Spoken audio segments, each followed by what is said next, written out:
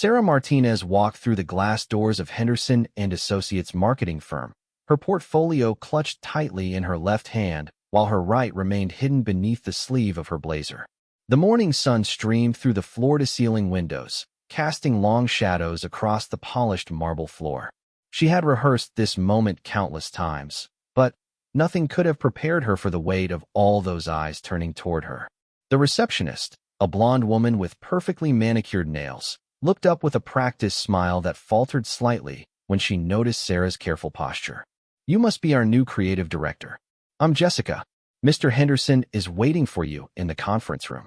Sarah nodded, following Jessica's directions through a maze of cubicles and glass offices.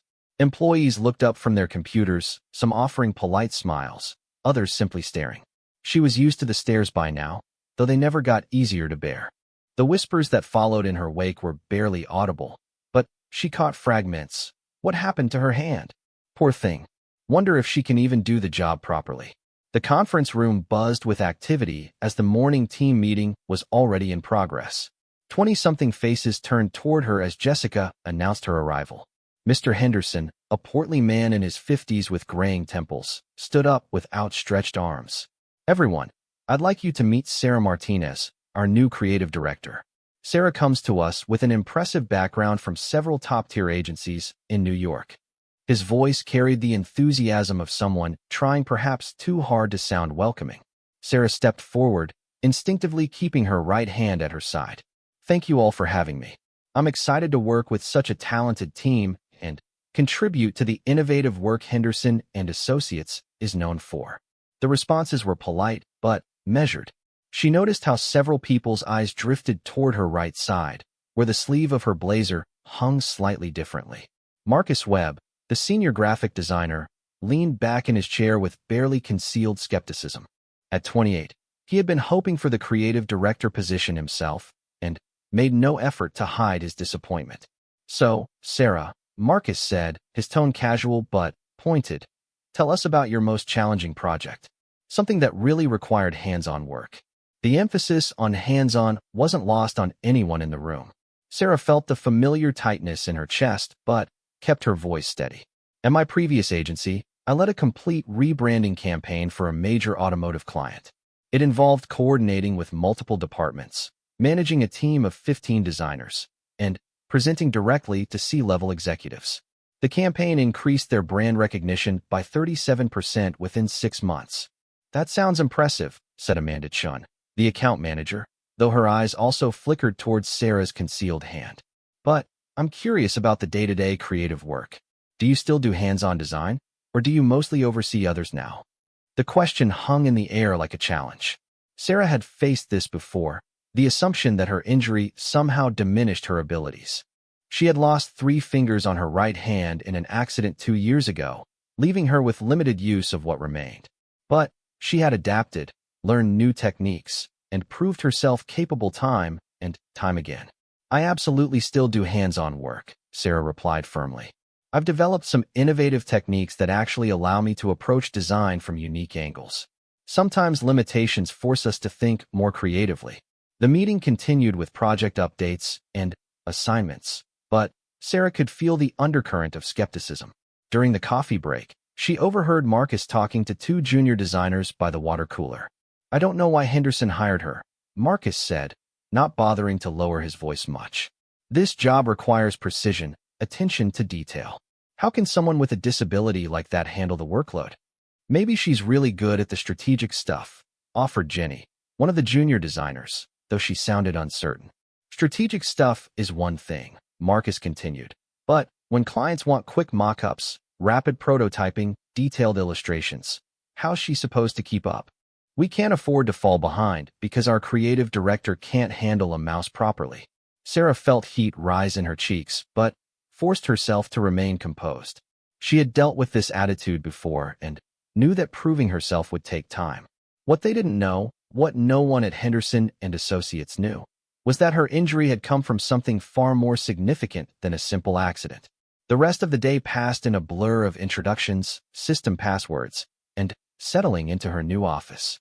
The space was bright and modern, with a view of the city skyline that should have been inspiring. Instead, Sarah found herself staring out at the bustling street below, remembering other offices, other cities, and a life that seemed like it belonged to someone else entirely. Her assistant, David, knocked on the doorframe. A young man fresh out of college. He seemed genuinely excited to work with her. "Ms. Martinez? I've organized your files and set up your computer. Is there anything else you need before I head out?" "Thank you, David. You've been incredibly helpful." Sarah appreciated his straightforward manner. No awkward questions about her hand, no pitying looks. As the office emptied for the evening, Sarah remained at her desk, familiarizing herself with ongoing projects and client briefs. The building grew quiet except for the distant hum of cleaning crews and security guards making their rounds. This was when she did her best work, in the peaceful hours when there were no eyes watching, no whispers following her movements.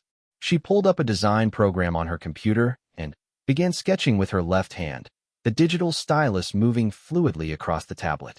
Her right hand, despite its limitations, helped stabilize and support her movements. Over the past 2 years, she had retrained herself completely, developing a hybrid technique that combined digital tools with adapted traditional methods. The design that emerged was bold and innovative, a logo concept for one of the firm's biggest clients that had been struggling with their brand identity for months. Sarah lost herself in the work, refining curves, adjusting colors, experimenting with typography. This was where she felt most confident, most herself. Around 9 o'clock, she heard footsteps in the hallway. Marcus appeared in her doorway, looking surprised to see her still there. "Burning the midnight oil already?" he asked, though his tone suggested he viewed this as either showboating or overcompensation. "Just getting familiar with the Peterson account," Sarah replied, saving her work.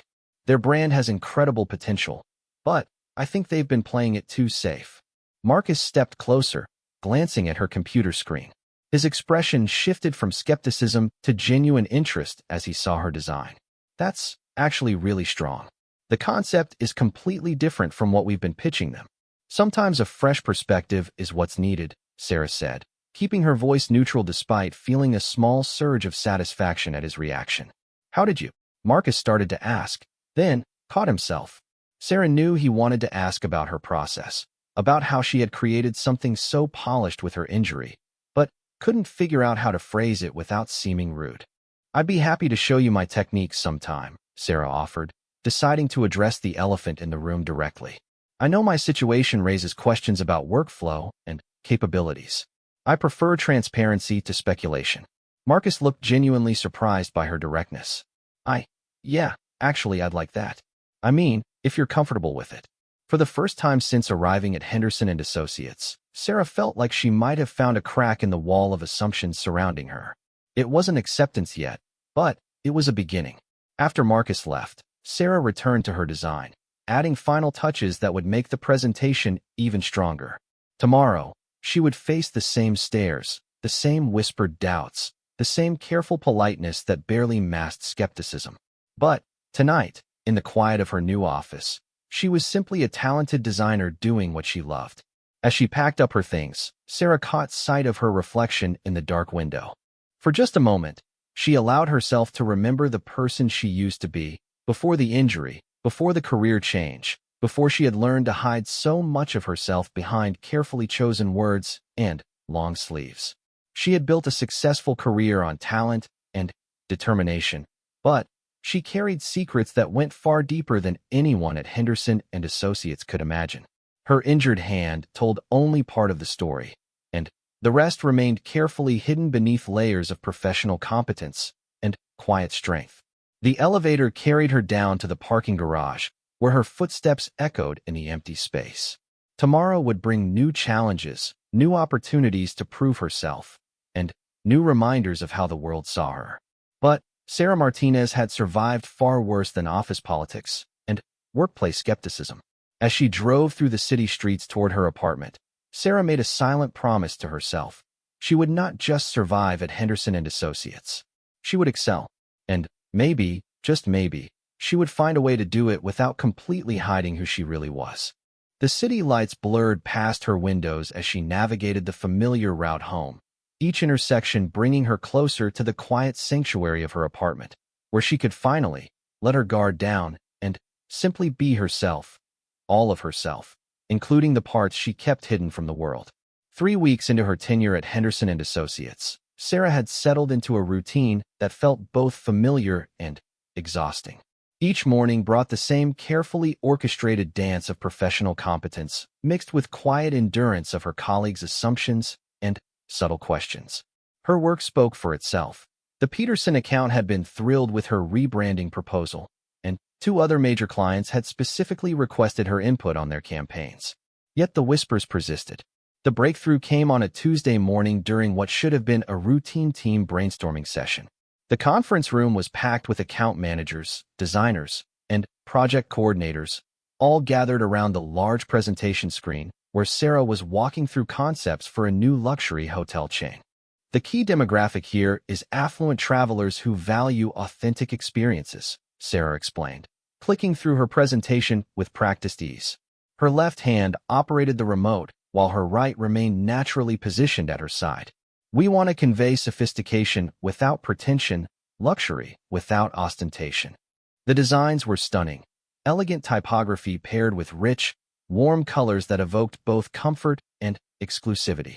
Several team members nodded appreciatively as she detailed the rationale behind each element. "This is really solid work, Sarah," said Amanda Chun, genuine admiration in her voice. "The brand personality comes through perfectly." Mr. Henderson beamed from his seat at the head of the table. "Outstanding as always, Sarah. I think we have our direction." He turned to the broader team. "Let's move forward with developing this concept. I want preliminary layouts by Friday." As the meeting began to wrap up, Marcus raised his hand. Over the past few weeks, he had warmed up to Sarah considerably, even asking her to review some of his own design work. She had begun to think they were developing a genuine working relationship. "Before we dive into production," Marcus said, "I'm wondering about the implementation timeline. Some of these designs are pretty intricate. Will we need to adjust the complexity based on production considerations?" The question seemed innocent enough, but something in his tone made Sarah pause. She had learned to read the subtle inflections that often preceded uncomfortable moments. "The designs are well within normal parameters for this type of project," she replied carefully. "Standard production timelines should apply." Marcus shifted in his seat, glancing around the room as if seeking support. "I mean, no offense, Sarah, but some of these require pretty detailed handwork. Photo retouching, precise typography adjustments, intricate illustration elements. Are you sure you can handle that level of detail work yourself, or should we plan on redistributing some tasks?" The room fell silent. Sarah felt every pair of eyes in the conference room turn toward her, some with sympathy, others with uncomfortable curiosity. This was the moment she had been dreading and expecting in equal measure. "I'm perfectly capable of handling all aspects of this project," she said, keeping her voice level despite the anger building in her chest. But Marcus wasn't finished. Perhaps emboldened by what he perceived as concern for project efficiency, he pressed on. "Look, I'm just trying to be practical here. We all know about your situation with your hand. There's no shame in acknowledging limitations. Maybe we could set up a system where you handle the big picture strategy and concept work, and those of us with full mobility handle the detailed execution." The silence that followed was deafening. Sarah could feel her face burning with humiliation and fury. Around the table, colleagues stared at their notepads, unable to meet her eyes. This was exactly what she had feared when she took the position, being reduced to her injury, having her capabilities questioned in front of the entire team. But what Marcus didn't know, what none of them knew, was that questioning her abilities touched on something much deeper than professional pride. "Marcus," Sarah said, her voice dangerously quiet, "I appreciate your concern for project efficiency, but I can assure you that my work quality has never been compromised by my injury. In fact, I'd be happy to demonstrate exactly how capable I am." She moved to the presentation computer and pulled up a design program. "You mentioned photo retouching. Let's see if I can handle that level of detail work." Her fingers flew across the keyboard and tablet with surprising speed and precision, opening a high-resolution image of the hotel chain's flagship property. The room watched in stunned silence as Sarah began making intricate adjustments to the photograph. Her left hand controlled the stylus with fluid precision while her right hand, despite its limitations, provided crucial support and stability. She enhanced lighting, adjusted color balances, and removed unwanted elements from the image with a level of skill that would have been impressive coming from anyone. Perhaps you'd like to see some typography work as well, Sarah continued, her voice getting sharper with each word. She opened another document and began creating custom letter forms, each curve and angle perfectly crafted despite, or perhaps because of her unconventional technique. The demonstration was masterful, but Sarah's anger was building to dangerous levels. Marcus had unknowingly touched on the deepest wound in her professional life. The assumption that her injury made her less capable, less valuable, less worthy of respect. You see, Marcus, Sarah said as she continued working, her voice tight with controlled fury. The thing about limitations is that they often force us to find better ways of doing things. My injury didn't make me less capable. It made me more innovative, more efficient, more determined. Mr. Henderson shifted uncomfortably in his seat. Sarah, I think Marcus was just— No, Sarah interrupted, something inside her finally snapping. Let me finish. Because this conversation isn't really about project timelines or work quality, is it, Marcus? This is about the fact that you're uncomfortable working with someone who's different. Someone who doesn't fit your narrow definition of what a creative director should look like. Marcus's face flushed red. That's not fair. I was just being practical. Practical? Sarah's voice rose slightly, and, for the first time since joining the firm, she let her professional mask slip. Do you want to know what practical looks like, Marcus? Practical is learning to do your job with 3 fingers missing. Practical is developing new techniques when the old ones no longer work. Practical is proving yourself over and over again to people who assume you're broken. The room was dead silent now, everyone transfixed by the sudden display of raw emotion from their usually composed creative director. Sarah was breathing hard, her left hand clenched into a fist at her side. You want to see detailed work? She said, her voice dropping back to a dangerous whisper. You want to see what these damaged hands can do? Without thinking, driven by years of suppressed anger and frustration, Sarah reached for the sleeve of her blazer. For a brief moment, she was ready to show them everything, not just her injured hand, but the intricate tattoo that covered most of her right forearm. The tattoo that would raise questions she wasn't prepared to answer. The tattoo that told a story she had spent 2 years trying to forget. But she caught herself just in time, her hand freezing at her cuff. The room held its collective breath, sensing they were witnessing something significant, something that went beyond a simple workplace disagreement. Sarah slowly lowered her hand, but the damage was already done.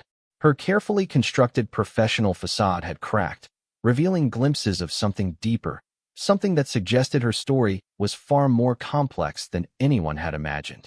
I think, she said, her voice now perfectly controlled again, we should focus on the work. The Peterson presentation needs to be perfect, and I intend to deliver exactly that.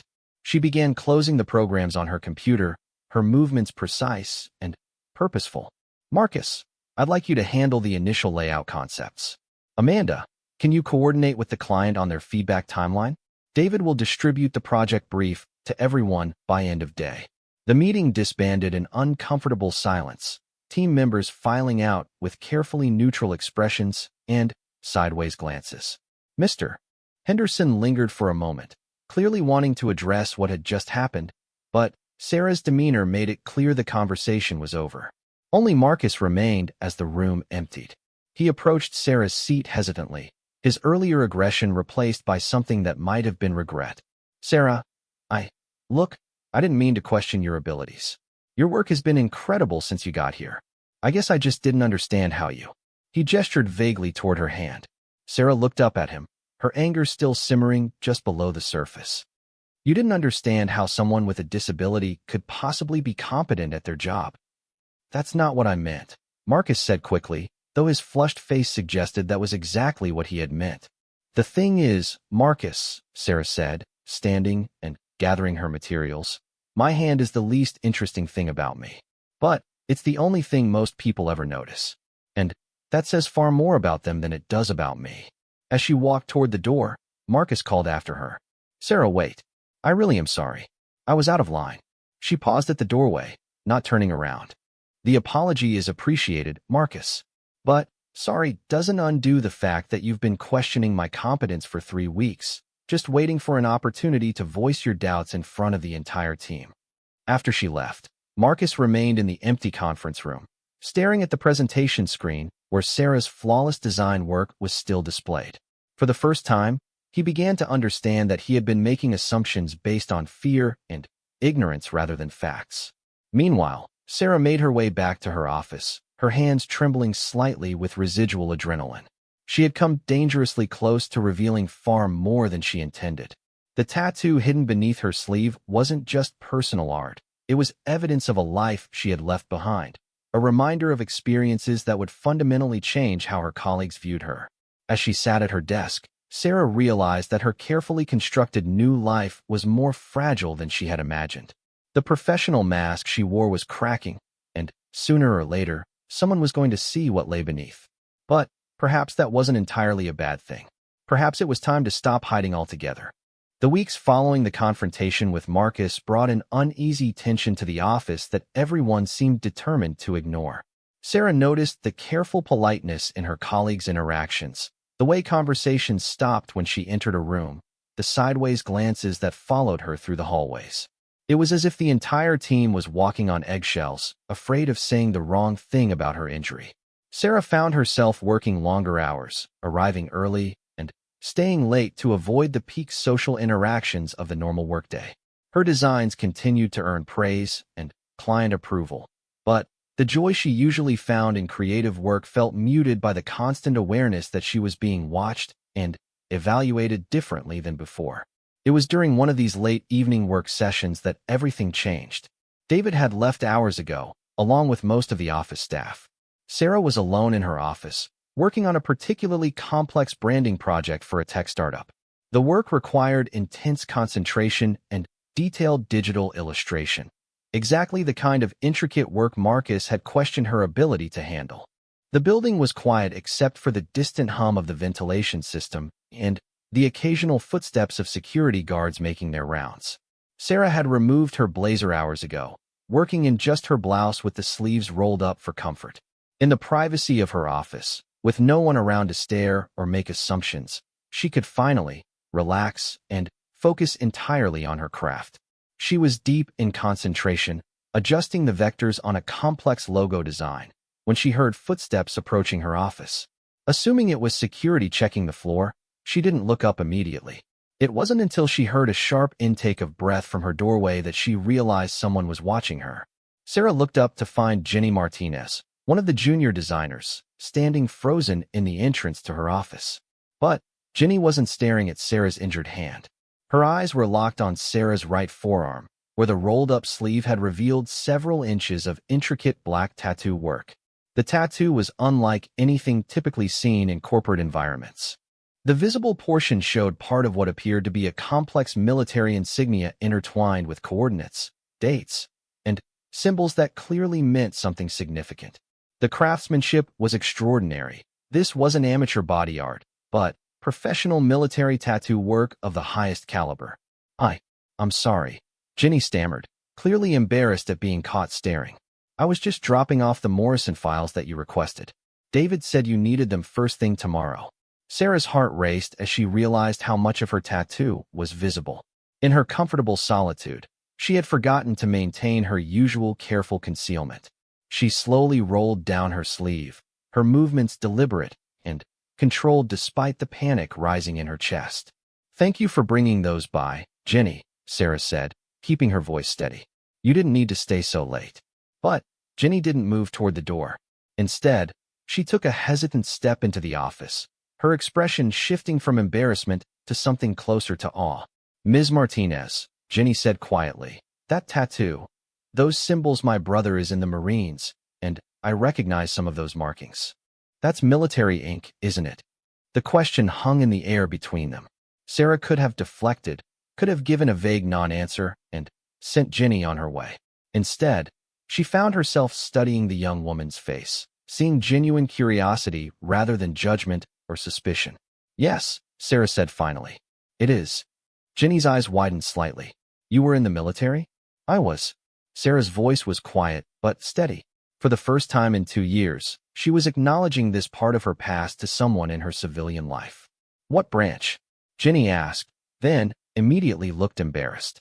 I'm sorry, that's probably too personal. My brother always says civilians ask too many questions. Something in Ginny's manner, respectful but genuinely interested, made Sarah feel safer than she had expected. Army. Special Operations. The words seemed to electrify the air in the small office. Ginny's expression shifted to something approaching reverence. Special Operations wasn't just military service. It was elite, dangerous, and it explained so much about Sarah that her colleagues had been trying to understand. That's wow, Ginny breathed. My brother always talks about how much he respects special ops. He says those are the people who do the impossible jobs. She paused, then asked gently, Is that how you were injured? Sarah nodded slowly. IED. Improvised explosive device. Afghanistan, 2 years ago. The simple words carried the weight of experiences that most people couldn't begin to imagine. Combat zones, life-or-death decisions, bonds forged with fellow soldiers that went deeper than civilian friendships. And loss, the kind of loss that changed a person fundamentally. I'm sorry, Ginny said, and her words carried genuine emotion. Thank you for your service. It was a phrase Sarah had heard countless times since her injury, but coming from Ginny in this quiet office, it felt different. More personal, more real. The thing is, Sarah said, surprising herself by continuing the conversation, everyone here sees the injured hand and makes assumptions. They think it makes me less capable, less reliable. What they don't understand is that my military training makes me more capable in many ways. You learn to adapt, to overcome obstacles, to find solutions when conventional methods don't work. Ginny nodded eagerly. That makes so much sense. Some of the design techniques I've seen you use, they're completely unique. I've been wondering how you developed such innovative approaches. Necessity, Sarah said with a slight smile. When you can't do something the standard way anymore, you find a better way. They stood in comfortable silence for a moment, the weight of this revelation settling between them. Sarah felt a strange mix of relief and vulnerability. After 2 years of carefully hiding this part of her identity, sharing it felt both terrifying and liberating. Ms. Martinez, Ginny said hesitantly, can I ask why you don't tell people? I mean, being special operations is incredibly impressive. Most people would be honored to work with someone with that background. Sarah considered the question carefully. Because the assumptions change, but they don't necessarily improve. Instead of seeing me as the disabled designer who can't handle her job, people might see me as the damaged veteran who might snap under pressure. There are stereotypes about military service members, especially those with combat injuries. PTSD, anger issues, inability to adapt to civilian life. Do you have PTSD? Ginny asked, then immediately looked mortified. I'm sorry, that's definitely too personal. It's okay, Sarah said. Yes, I do. But I've worked hard to manage it, to build a life where I can function and contribute. Most days, I'm just a creative director who happens to have military training. The injury is visible, but it's not the most significant thing about me. Ginny seemed to be processing this information, trying to reconcile the composed professional she knew with this new understanding of Sarah's background. The way you handled Marcus in that meeting, she said slowly, that wasn't just someone defending themselves from workplace discrimination. That was someone who's faced much worse and refused to back down. Sarah felt a surge of appreciation for the young woman's insight. Leadership in combat teaches you to assess threats quickly and respond proportionally. Marcus wasn't a threat, just someone operating from ignorance and fear. But, I'll admit, my response was more intense than the situation warranted. Are you kidding? Ginny said, a grin spreading across her face. Marcus had been making snide comments about your hand since you started.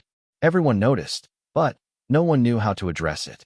Watching you shut him down was actually pretty amazing. For the first time in weeks, Sarah felt her shoulders relax slightly.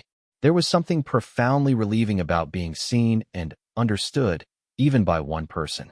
Ginny, Sarah said carefully, I'd appreciate it if we could keep this conversation between us for now. I'm not necessarily hiding my military background permanently, but I'd prefer to control when and how that information is shared. Of course, Ginny said immediately. Your story is yours to tell. But, for what it's worth, I think your military service makes you an even more impressive creative director, not less. After Jenny left, Sarah sat in her office, staring out at the city lights beyond her window. For 2 years, she had compartmentalized her life into before and after, before the explosion that cost her 3 fingers and ended her military career, and after, when she reinvented herself as a civilian creative professional. But Jenny's reaction suggested that maybe integration was possible. Maybe she didn't have to choose between hiding her past and being defined by it.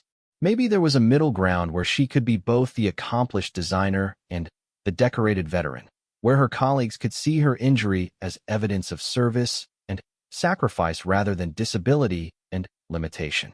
The tattoo on her arm told a story of tours in Afghanistan, of missions completed and teammates lost, of a level of service and dedication that few people ever experienced. It wasn't just ink on skin. It was a record of who she had been, what she had done, and why she had chosen to serve her country in the most dangerous and demanding ways possible.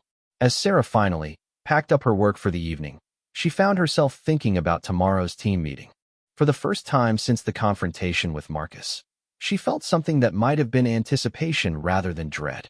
Maybe it was time to stop hiding altogether. Maybe it was time for Henderson and Associates to meet the real Sarah Martinez. All of her, including the parts she had kept carefully locked away. The elevator carried her down to the parking garage, but instead of feeling the usual weight of secrecy and careful performance, Sarah felt something lighter. Not quite hope yet, but the beginning of possibility.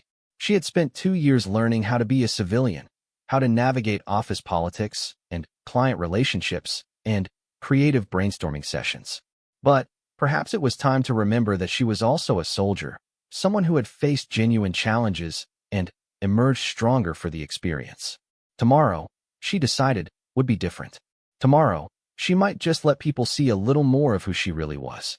The morning of the quarterly client presentation arrived with an energy that felt different from any other day since Sarah had joined Henderson and Associates. As she dressed for work, she made a deliberate choice. Instead of her usual long-sleeved blazer, she selected a 3/4 sleeve jacket that would reveal several inches of her forearm. It was a small step, but for Sarah, it felt monumental.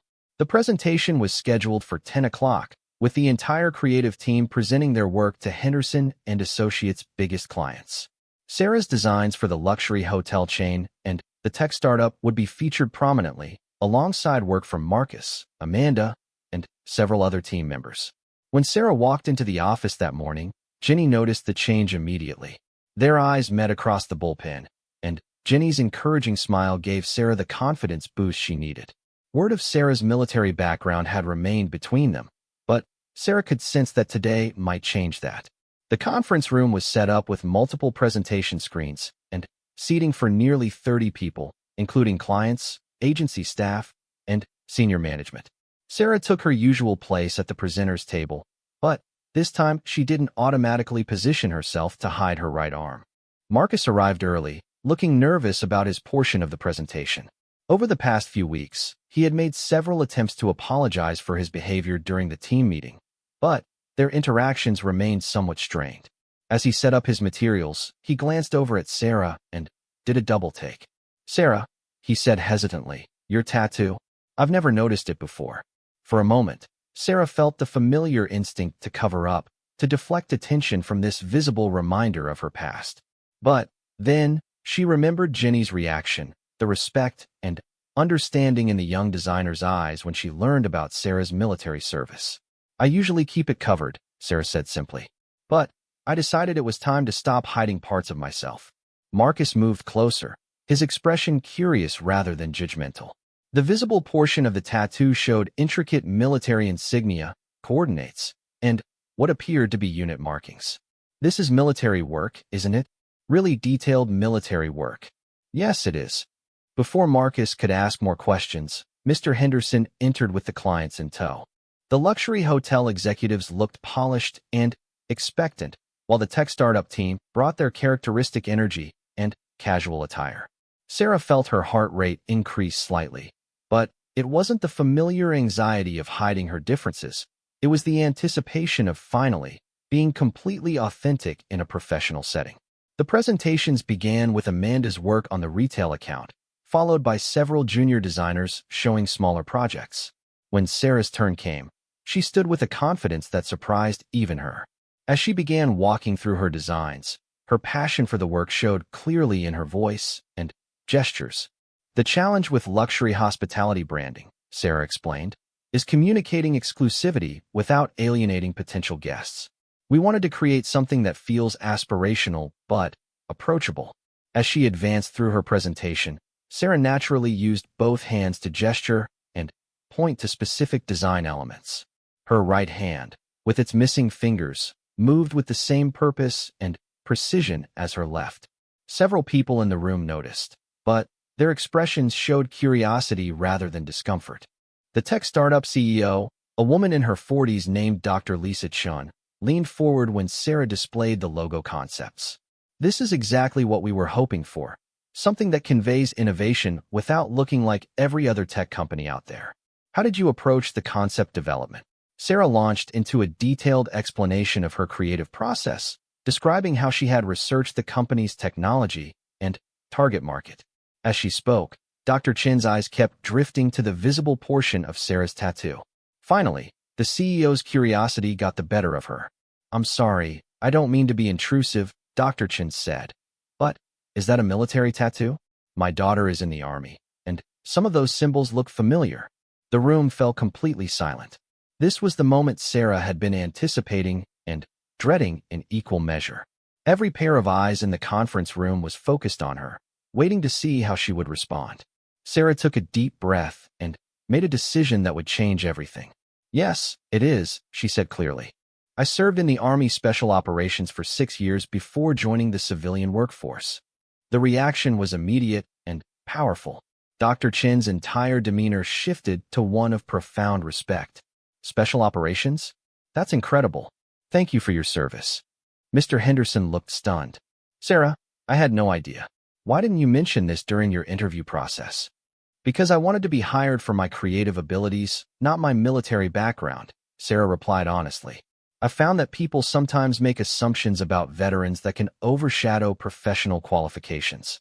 Marcus, who had been silent throughout this exchange, suddenly spoke up. "Is that how you were injured? In the service?" Sarah nodded. "IED explosion in Afghanistan. I lost 3 fingers on my right hand."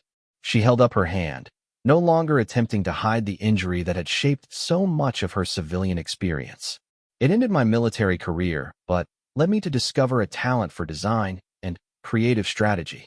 The silence that followed was unlike the uncomfortable quiet that had followed her confrontation with Marcus weeks earlier. This silence was filled with respect, understanding, and a dawning appreciation for the journey Sarah had taken to arrive at this point in her career. One of the hotel executives, an older man who had seemed somewhat stern throughout the morning, cleared his throat. "My son served 3 tours in Iraq. Special operations soldiers. You folks are something else entirely. The discipline, the training, the sacrifice." He paused, looking at Sarah's designs on the screen. "It actually explains why this work is so exceptional. Military precision applied to creative strategy." Dr. Chin nodded enthusiastically. "Absolutely. The attention to detail, the strategic thinking, the ability to execute under pressure. These are exactly the qualities we need in our branding partner." Sarah felt something loosening in her chest, a tension she hadn't even realized she was carrying. For the first time since leaving the military, she was being seen as whole person, neither defined by her injury nor forced to hide her service. "The tattoo tells the story of my unit and our deployments," Sarah said, rolling up her sleeve further to reveal more of the intricate artwork. "Each symbol represents a mission completed, coordinates mark significant locations, and the dates commemorate teammates we lost along the way." The tattoo was a masterpiece of military body art, a complex map of service and sacrifice that covered most of her forearm. Unit patches, geographic coordinates, memorial dates, and symbolic representations of missions created a visual autobiography of her years in special operations. Jenny, who had been watching from the back of the room, felt tears welling up in her eyes. This was what real courage looked like. Not just the bravery required for military service, but the strength needed to be authentic in a world that often preferred simple categories over complex truths. "Sarah," Mr. Henderson said, his voice filled with emotion, "I owe you an apology. We should have created an environment where you felt comfortable sharing this from the beginning. Your military background isn't something to hide. It's something to be proud of." Marcus stood up suddenly, his face flushed with embarrassment. "I owe everyone here an explanation. A few weeks ago, I questioned Sarah's ability to handle detailed work because of her injury. I was completely wrong, and worse than that, I was being discriminatory towards someone who has sacrificed more for this country than I could ever imagine." He turned to face Sarah directly. "I'm deeply sorry. Your military service doesn't just explain your exceptional work quality. It makes me honored to work alongside you." The transformation in the room was palpable.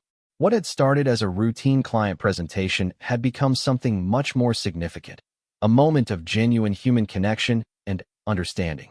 Dr. Chen spoke up again. "Sarah, I'd like to formally request that you personally oversee all aspects of our branding campaign. Your combination of creative talent and strategic military thinking is exactly what our company needs." The hotel executives nodded in agreement. "We've worked with dozens of agencies over the years," the older executive said, "but we've never had a creative director with your unique background. We'd be honored to have a special operations veteran representing our brand."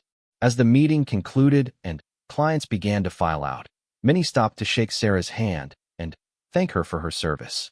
The atmosphere was warm, respectful, and completely different from the careful politeness that had characterized her first month at the firm. After the clients left, the Henderson and Associates team remained in the conference room. For a moment, no one seemed to know what to say. Then, David, Sarah's assistant, began to clap. Jenny joined in, followed by Amanda, then Marcus, and finally, the entire room erupted in applause. Mr. Henderson approached Sarah with tears in his eyes. "I'm sorry we made you feel like you needed to hide who you are.